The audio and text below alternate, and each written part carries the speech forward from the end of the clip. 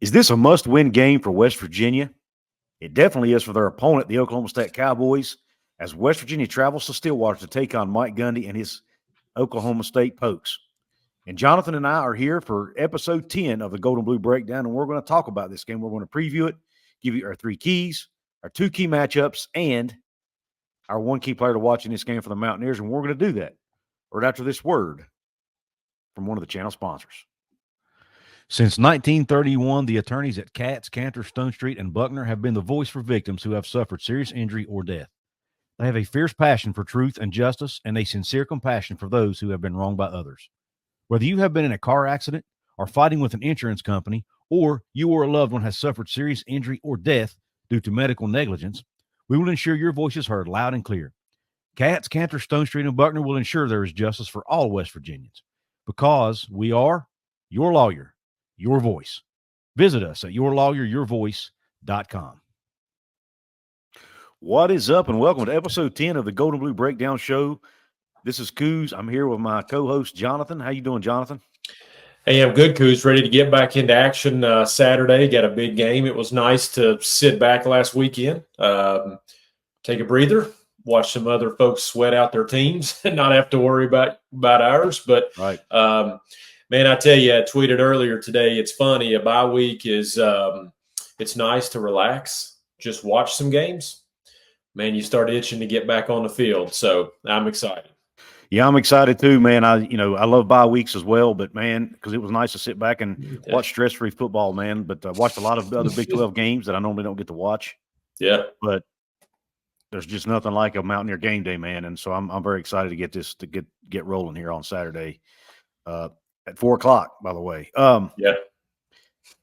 We don't have a game to recap this week like we normally do, so we're just going to dive right into our three keys to the game. So, Jonathan, what's your first key for the Mountaineers in order for them to win this game on Saturday?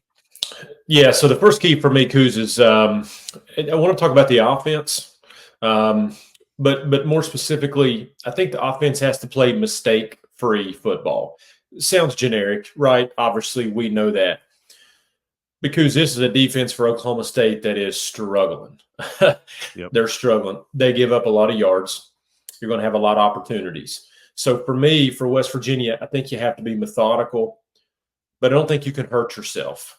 Mm-hmm. You can't give interceptions. You can't fumble the football. You need to play mistake-free. Historically, West Virginia, as most teams would be, are really good when they don't turn the football over. They're 115 when they win a turnover battle. Sounds obvious again. But you're going to have opportunities. You're going to have the ball a lot against Oklahoma State.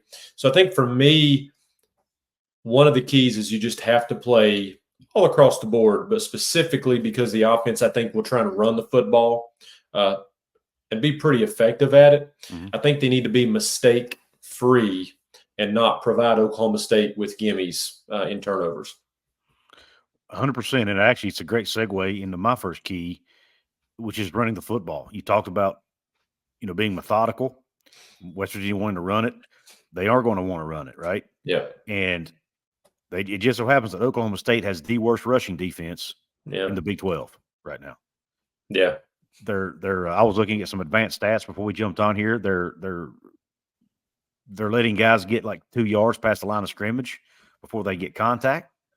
And then they're not stopping them even after that. So teams are able to get to the second level at ease on this defense, and they're not doing a great job of getting them down even when they get to the second level. So they're allowing chunk plays in the run game, and based on those stats. And I just think West Virginia, that's what that kind of ties right into what West Virginia is going to want to do is run the ball. Yeah, I've heard Jaheim White.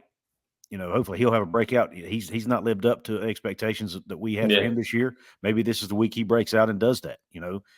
Maybe CJ has another good game, another solid game. And don't rule out, we saw what Avery Johnson was able to do to Oklahoma State last week. Yeah.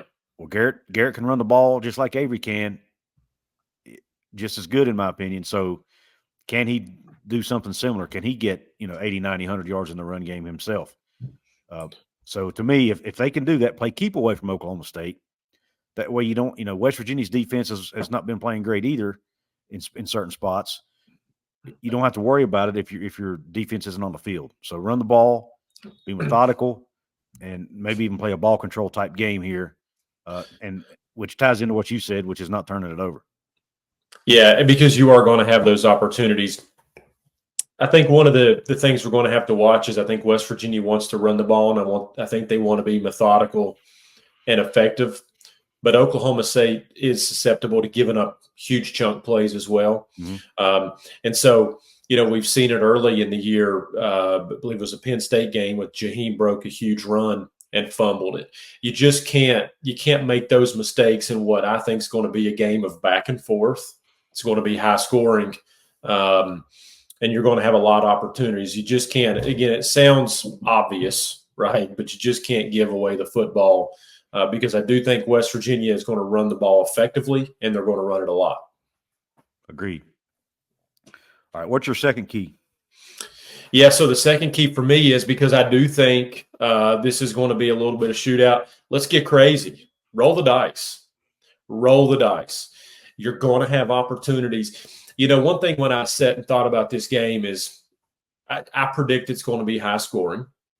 We know that both offensives can score.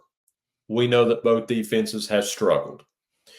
And if you're West Virginia, and I thought about this, what a better opportunity they have than to go to Stillwater and beat Oklahoma State, who's reeling. You're going to have Iowa State coming up, Kansas State coming up, Arizona coming up. You're going to have some teams even at the top of the Big 12 standings that Texas Tech, UCF, and Cincinnati are right there. You're going to see them, mm-hmm. right? So for me, let's get wild, roll the dice. And they're effective doing that. West Virginia is number one nationally on fourth down conversions. And so, we beat Neal Brown up a lot. Mm-hmm. But I think it's important we give him credit when it's due as well. And he has been really effective in calling the right plays. We saw that in Kansas game. We saw that.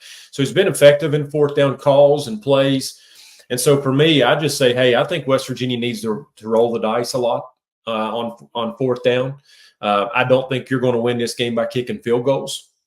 And so for me, that would be my second key is get a little crazy and roll the dice a little bit. I like it. Something different. My second one is tackling well. This is something we really haven't talked about a lot on the show. Yep. We saw last week against Kansas, West Virginia's game. Their pass coverage has struggled, right? They've struggled in pass coverage. So Coach Brown and Coach Leslie's game plan was to kind of play back a little bit. They even dropped linebackers back into coverage a little more, played their DBs off. Gave them that 7 to 10 yard cushion. Yep. Kept everything in front of them, right? They kind of played a bend but don't break style of defense and relied on that front four to get pressure. Well, if you do that, if you play that way, you have to tackle well because when those linebackers do have to come up and stop, and they've got a running back like Ollie Gordon. When you're playing off like that, you're kind of giving Ollie Gordon that cushion. So when you do come up, number one, you got to play your run fit correctly. But number two, you've got to get him on the ground when you meet him in the hole. When you do fit your run, you've got to get up there and you got to get him on the ground.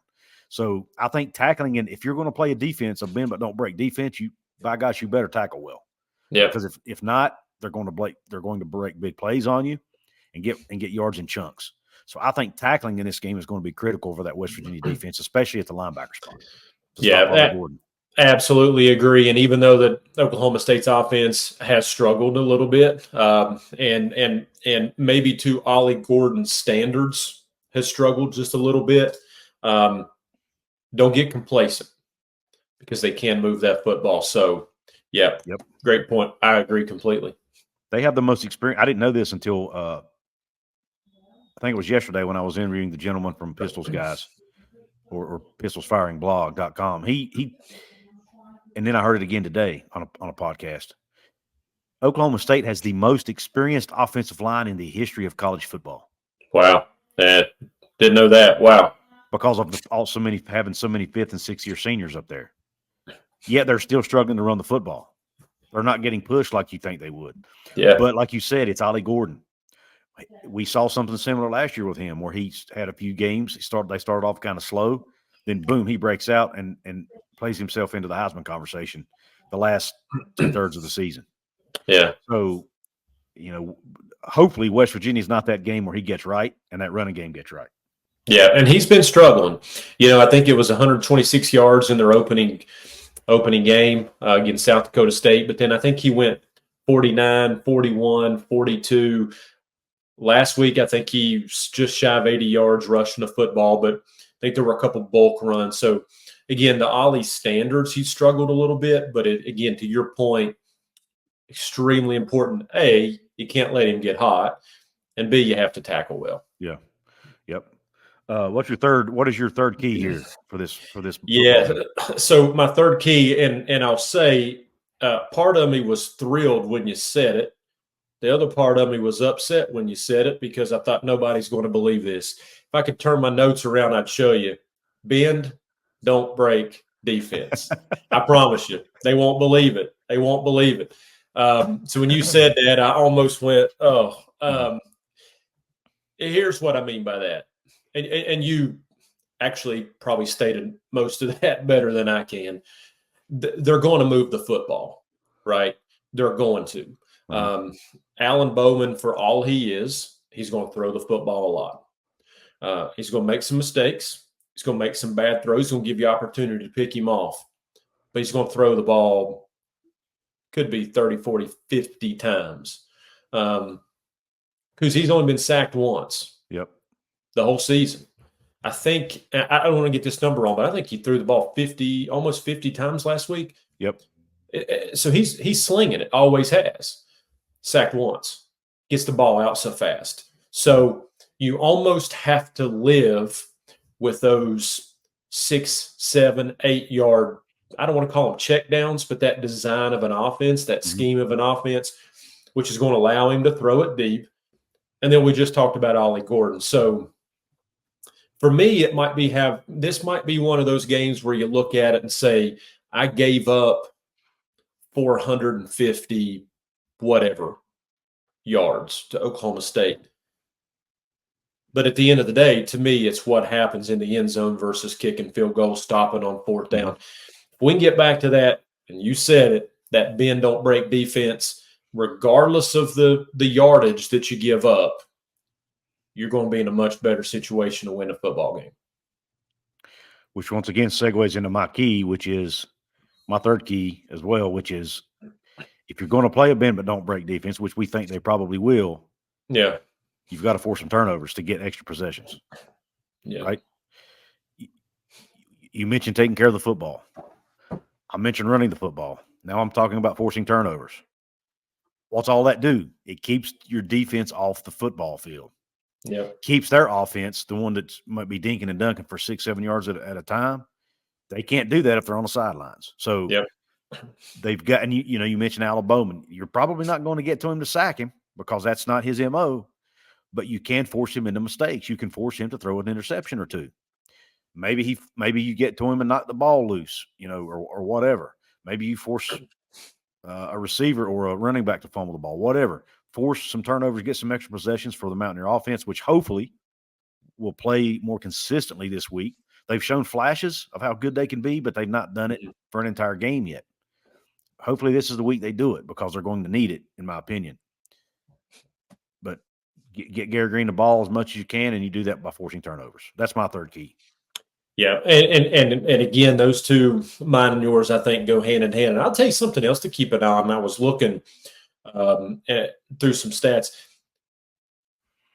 Bowman is susceptible to getting a lot of pass deflections as well. Mm-hmm. You've got Sean Martin in there, 6'6", 6'7". Yep. This could be an opportunity for guys like that to be disruptive, even if you're not necessarily getting to him. Correct.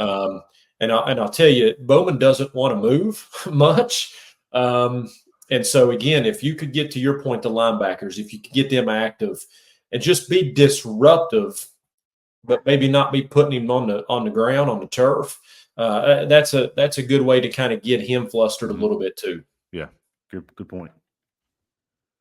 All right, now let's move on to the key position battles for the game. I'll let you go ahead and start us off. What is your number one position battle for this game for the Mountaineers to be successful? Yeah, so I searched high and low. I thought I wanted to go West Virginia rushing attack and focus on the West Virginia offense versus defense. And then I thought I wanted to go special teams, elected not to do it because I don't think this is going to be a special teams game.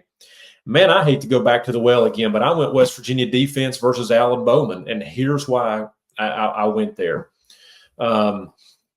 This is an opportunity for West Virginia secondary to and I thought they did that against Kansas, but to look at the schemes, look at the personnel, switch it up a little bit. I'll be curious coming off of a bye week exactly how they do play this offense. I think West Virginia is going to force Alan Bowman to beat them. I think they're going to go in and say, we are not letting Ollie Gordon get hot. You may have to throw it 50, 55 times. You may have to throw for 400 yards, but you're going to be the one that beats us. And so he has shown that he will make some mistakes, threw a couple picks last week. We saw some pretty good coverage and change in scheme against Kansas with the linebackers dropping in defense, picked off a pass against Kansas. So for me, I think you have to force this to be an Alan Bowman offense because he has shown that he'll sling it and he'll make some mistakes. So I think it's an opportunity to shut Ollie Gordon down and see what Bowman can do to beat you. I like it. And that's mine's similar to yours, but it's not exactly. But I went a little bit more specific. I guess I said West Virginia's D-line against that experienced O-line of Oklahoma State. And the reason I said that is it kind of ties into what you said, and that is if West Virginia's with all the problems in the secondary, how do you combat that? You get to the quarterback, right? And even though they probably won't sack him a lot, back to what we've been talking about almost the whole show, make him make mistakes. Make him get rid of it even faster than he might want to. If you can hit him a couple times, even if you don't get him, even if you don't sack him, if you can hit him, knock him down a couple times, let him know you're there, force him into those mistakes that you talked about, into those picks. Yeah. That will bode well for West Virginia, and it really help the linebackers in the secondary in their coverage game.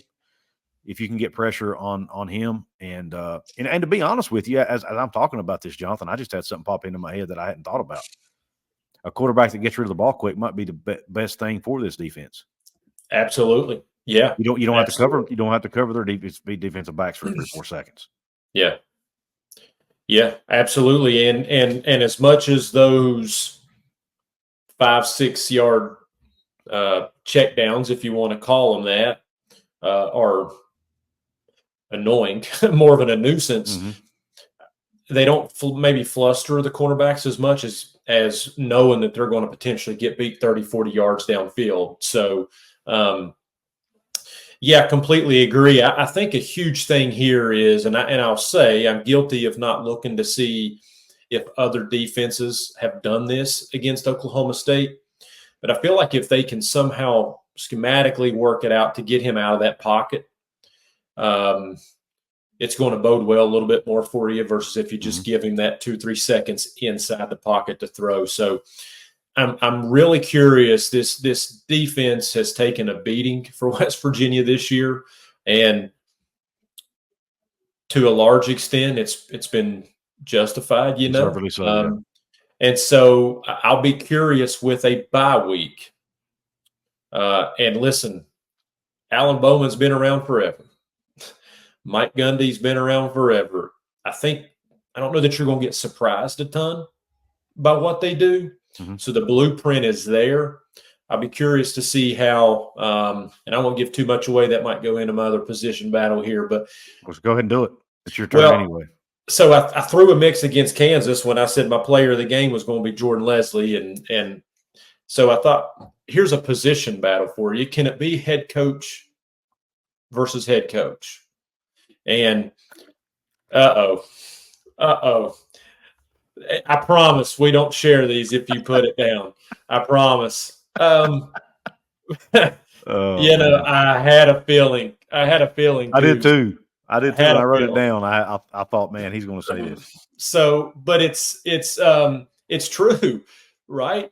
I want to give a shout out to our buddy Earbeard, who has a podcast, YouTube channel. He put something out on X that honestly, I think it's probably 3 or 4 days ago, that has just been on my mind for days when I'm thinking about this matchup. And he said that Mike Gundy has lost 3 in a row in the regular season one time. And that was his first season. And so for me, we're talking a lot about the offense, right? We're talking about the defenses that have struggled. We're talking about Ollie Gordon. We're talking about Alan Bowman. But for me, could it possibly come down to which coach has their team ready? Is it Mike Gundy, who has lost 3 in a row one time, his first season, and a team who has 2 losses? Listen, this is make or break for Oklahoma State, right? I think as crazy as the Big 12 is, Couz, we probably can agree a 3-loss team's not getting in. I wouldn't think. I don't think so. So they've got a season on the brink here. And then he starts to feel a little frustration and a little pressure. Then you got Neal Brown, who historically hasn't been great on road games, out of bye weeks. He's got a team that, for as much frustration there is around the program right now, they're 2-2, but they're 1-0 in the Big 12. And they've got a couple home games coming up where they're not going to be easy, but you feel a little bit better about yourself being at home, especially if you can sneak into Stillwater and get a win. So for me, it comes down to which one of these head coaches calls a better game, is better prepared, but maybe has their team in a better position and better prepared coming in. Is it a coach like Mike Gundy whose team is reeling and it's now or never? Or is it Neal Brown with the team that maybe feels a little bit better about themselves coming out of a bye week? Yeah, and I echo everything you say. I've got that too. Neal Brown versus Mike Gundy, because what's the chances? Yeah, really. Both coaches need this win for various reasons, or for different reasons.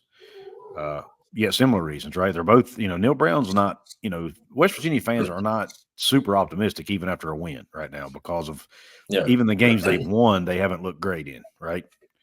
The eye test they haven't passed the eye test. Yeah. With the exception of a few drives, right, in games. So the fans still aren't comfortable yet. And let's face it, Kansas looks like they're probably going to be the second worst team in the conference. Yeah. Outside of Houston. So, and you had to come back from 11 down to win it at home. So, I mean, there's just that game doesn't look great now. So will Neal Brown's and his staff, you got to throw his staff in there too, but I think that's kind of a given. Can that staff scheme up a game plan to where their weaknesses don't get exploited? I mean, every team has weaknesses, right? But West Virginia's always seems to get exploited at times. And can they play will the bend but don't break defense work? Did their bye week, did they come up with something we're not expecting? On either side of the ball, for that matter, that might be my mind goes back to the Dana Holgorsen game against Oklahoma, where he put Tavon in the backfield. Nobody saw that coming. Yeah. Oklahoma didn't see it coming. He ran for 300 yards. Unfortunately, West Virginia lost the game because Oklahoma's offense scored more. But point being, that was a genius move on Dana Holgorsen's part. Can our staff come up with something to win this football game? Because I think at the end of the day, it may come down to that, to be honest with you. I think it may come down to which coach. Yeah. And then, like you said, who has a more prepared to play? That is, Neal struggled in road games. He has a losing record. He's like 3-5, I think it is, in bye weeks, something like that, since he's been at West Virginia. No, in his defense, a couple of those were short bye weeks where they didn't get a full week off because they had to play the following Thursday. But still, he's 3-5, I think. And I didn't even count the COVID year. Yeah. Because you had multiple bye weeks in that year because of games getting canceled. But nonetheless, I'm trying not to go on a rant here, but bottom line is, I totally agree with you, and the coaching is going to be critical in this game. Yeah, and both coaches have both coaches and both teams have reason to want this game.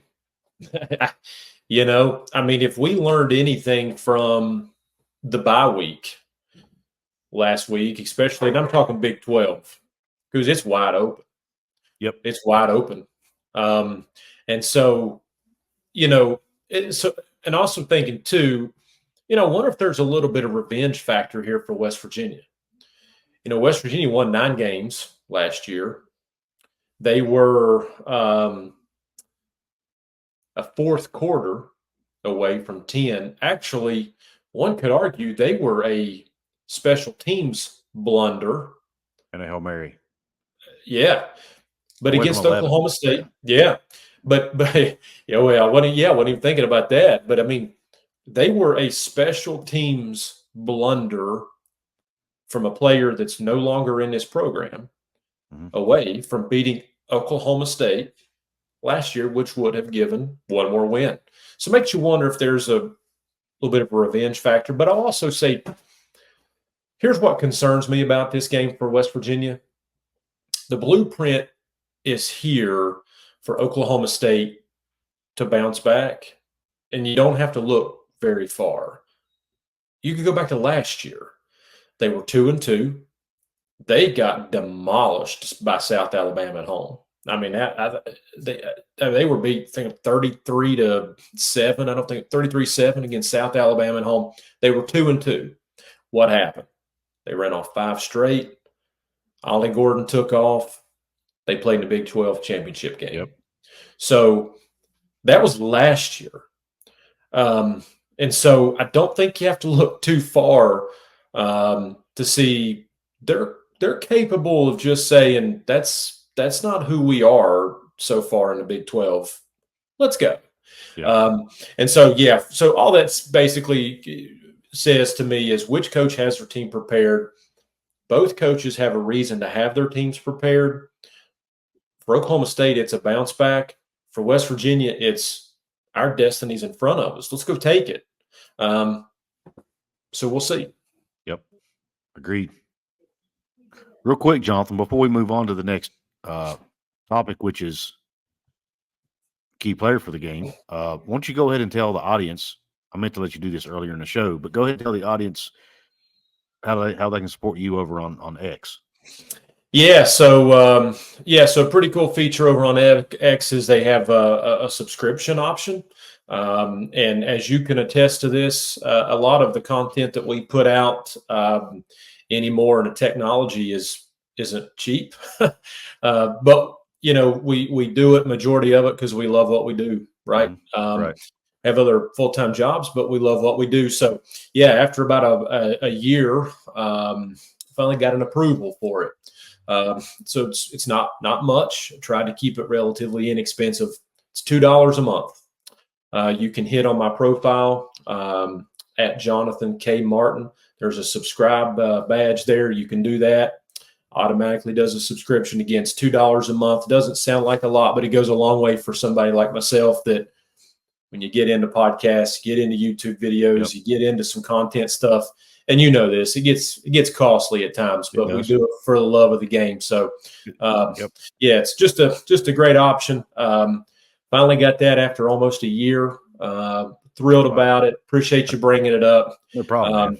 And just wasn't going to say much here, but since you brought it up, just beyond grateful at the folks that have done that.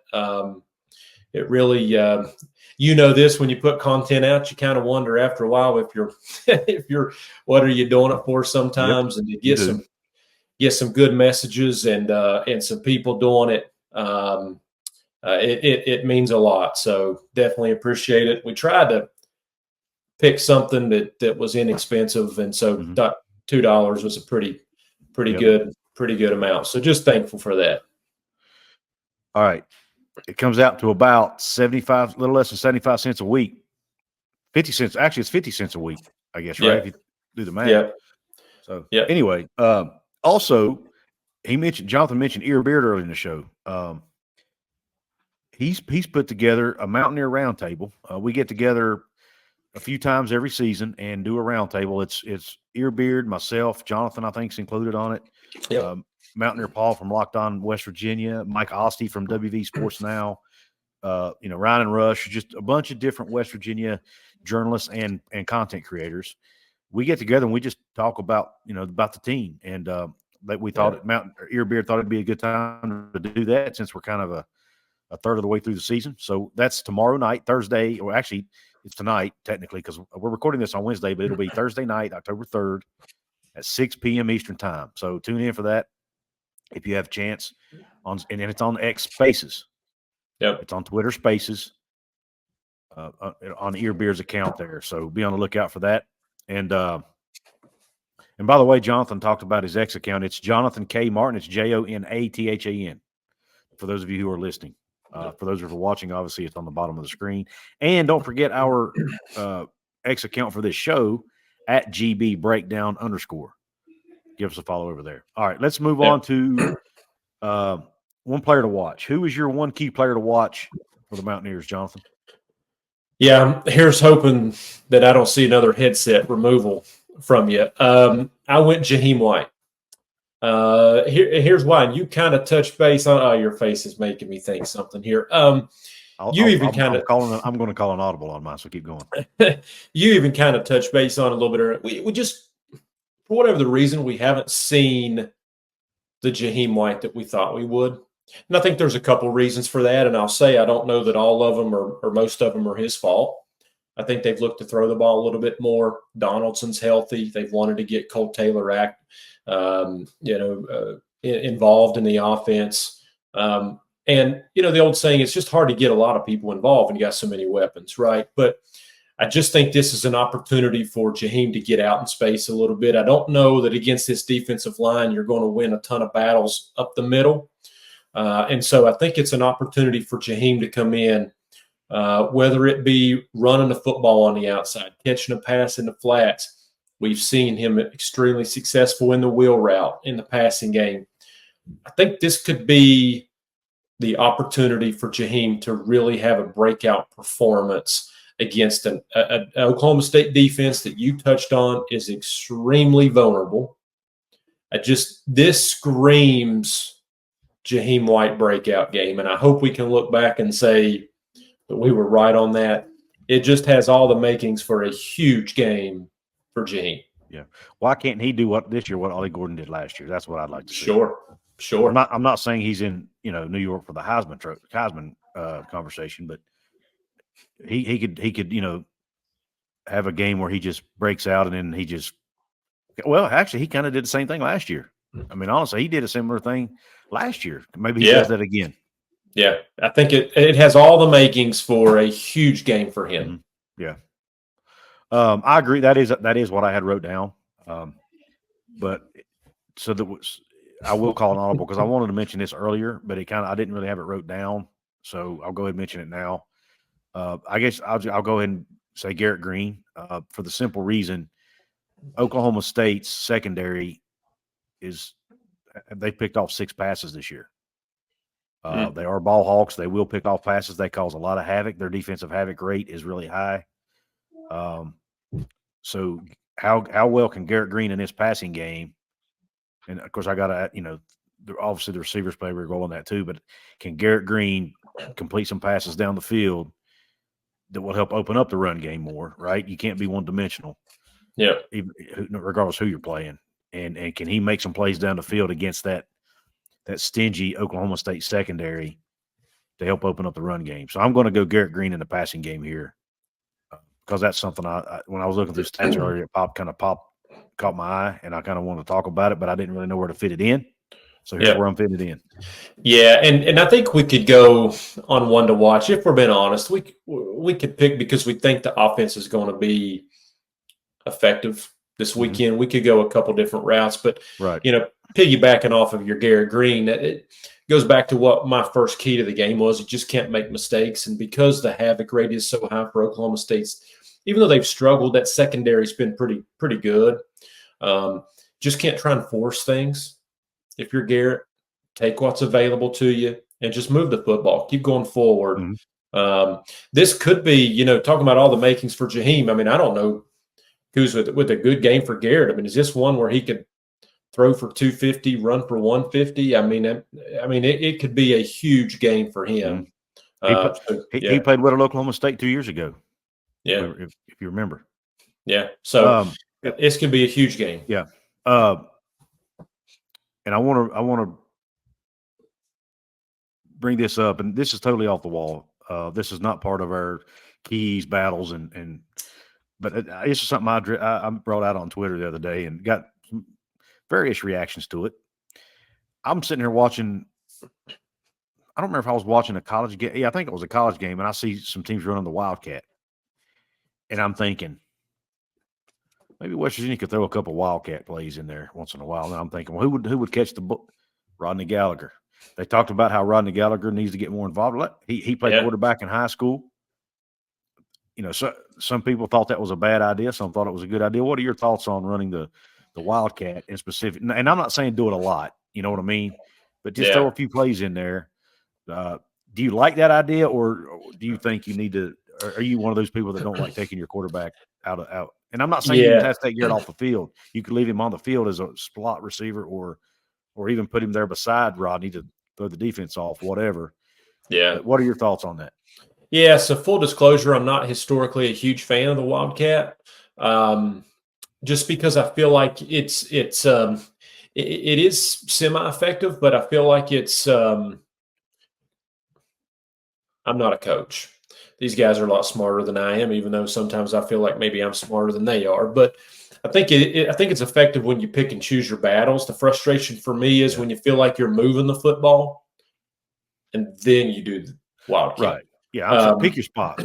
Pick your spots. But I'll say this: if you followed me on this show, if you followed me on Twitter X, brother, I love Rodney Gallagher. And I was ecstatic to see him involved in that offense a little bit more against Kansas. He is so electric. I think he's got a lot on his plate, which is, I don't know if setting back's the right word, but he's got a lot going on trying to play defense as well. And there are so many weapons on offense, but he does bring you a lot. The thing about a Wildcat that I do like, and I am intrigued with Rodney, and you said it, he could run the ball, he could pass the ball, he could do a reverse, he could get you out in space. He gives you so much more than just the traditional Wildcat of where they just snap it to the running back and he runs it up the gut. Mm-hmm. So he does so much. I think whatever you do, it is important for them to get the ball in his hands. We didn't mention that, so good on you to bring that up, because I kind of thought about it but never really fit it in. They say they're going to get him more involved. I'm curious to see how they get him involved, because he can be extremely explosive. Yeah, for this team. And I'm thinking back as we're talking through this here. I'm thinking back when they used to use Tavon Austin and they run that jet sweep or whatever, where they run the little shuttle pass that Gino used to throw to Tavon. Yeah, it worked almost every time. Why not try that with Rodney? I know the blocking has to be perfect on that play and all that, but if you rep it enough, you should be able to get it right. I don't mean to keep throwing darts at the coaching staff, but there's parts of me that don't really love how they've used Rodney, or not used him, I guess would be a better way. I understand they're trying to teach him to run routes and all that, and you can still do that, but still find more ways to get him the football. And I mean, last year basically they handed it to him on a reverse every time. And now this year, up until the last couple of games, they just giving it to him on screen passes. So I am glad they're starting to get him more involved, but continue to do that. Have him come in motion, come in the backfield, and run pitch it to him on the outside. I mean, just be creative, man. I feel like at times they could be a little bit more. They could have a little bit more variation in how they get Rodney the football. But that, again, I'm not a coach, but that's just me as an observer watching the game. Yeah, and it seems like there's been times, even go back to like the Pitt game, where they involved him early, and it worked. And it never happened again. Mm-hmm. Be curious, and I cannot wait to text you Saturday and say, Couz, you called it. When they start throwing him the ball, they do a Wildcat. They do reverses, but yeah, I don't know that I'll see a Wildcat, but I don't think Rodney's, he's so slight in size. I'm not sure you want to run him up the gut, but do something different, man. I just mix it up. And I'm not saying you may only do it 1 or 2 times a game, but and do it on first down where, when you're not killing yourself. But anyway, it was just a thought. Yeah. Just a random thought I had the other day. It was more geared towards 4th downs, but it goes back to what I said on the key to the game. Hey, let's roll the dice a little bit. Let's have some fun. Let's open it up. Keep him off guard. One thing we know about Rodney, he's a playmaker, and he's electric with the ball in his hands. And so his finish to the Kansas game, I think, has earned him the opportunity to get a little bit more involved. And so we'll definitely be curious to see what happens this week off of bye week. And great point about this team has a tendency, at least this year they have. I mean, Penn State game was a perfect example. They tend to they seem like they get uptight at times, at least. And this is just me observing them from the outside. Again, I'm not in the locker room. I'm not, in their heads. But it seems like, and even Coach Brown talked about the anxiety being there, right? Let them play loose and have some fun, and that's the kind of stuff you do, in order to do that, in my opinion. So anyway, I like that idea you had. Any last score? We got to do our score prediction, don't we? Yeah. What is your score prediction for this game? All right, so it kind of goes back to what I said. Who do you trust? Who do you trust? Which team do you trust? Which head coach do you trust? Because I think when I look at this game, I think to myself, you've got a West Virginia team that has struggled, but they feel a little bit better about themselves. You've got an Oklahoma State that is a veteran football team with a veteran football coach that has shown the blueprint to bounce back, and not just bounce back, but make a run. Mike Gundy knows what he's doing. The game's in Stillwater. I have Oklahoma State 41, West Virginia 34. It's a classic case of my heart says West Virginia gets it done on the road, comes back home, likely a top 15 team against Iowa State in Morgantown at night, cold rush. But man, my head just says, if you're going to be in a shootout, and I think you are, and it comes down between Neal Brown and Mike Gundy, I think I go with Mike Gundy, Oklahoma State. Oklahoma State 41, West Virginia 34. You took my answer except for the score. Pretty much. Shout out right now before I want to give a shout out to PW Riggs. He's one of my VIP channel members. He's going to not like me after this. Uh-oh. And good buddy Forrest over at WV Football Going Deep. Two of the most optimistic West Virginia fans I've ever met. They don't like it, or at least I know PW doesn't like it when I pick against the Mountaineers. But PW, I've got to follow my head, my heart, whatever I'm following here. But I feel like I'm with Jonathan on this, man. Neal Brown, since he's been at West Virginia, he has not done great on the road. Yes, they won at Oklahoma State a couple years ago, but it was under different circumstances. And it was two different teams. Oklahoma State's going to be pissed off. Yep. They're going to be hungry to win a game. It's at home at their place. Some say, it's the toughest place to play in the conference, arguably. It's late in the day. Fans are going to be into it. Probably going to sell out, or at least be jam-packed in there. I'm not real crazy about the matchup, to be honest with you. I feel like they match up well against West Virginia. The way they like to throw the football a lot, and that being our weakness. I don't feel good about it. So I've got Oklahoma State 38, West Virginia 34. I'm like you. I think it'll be somewhat of a shootout because I think both defenses will have their struggles in this game. And now I will say this: Oklahoma State's star linebacker Nick Martin is questionable, is my understanding for this game. So it's not known yet whether he'll play. Yeah.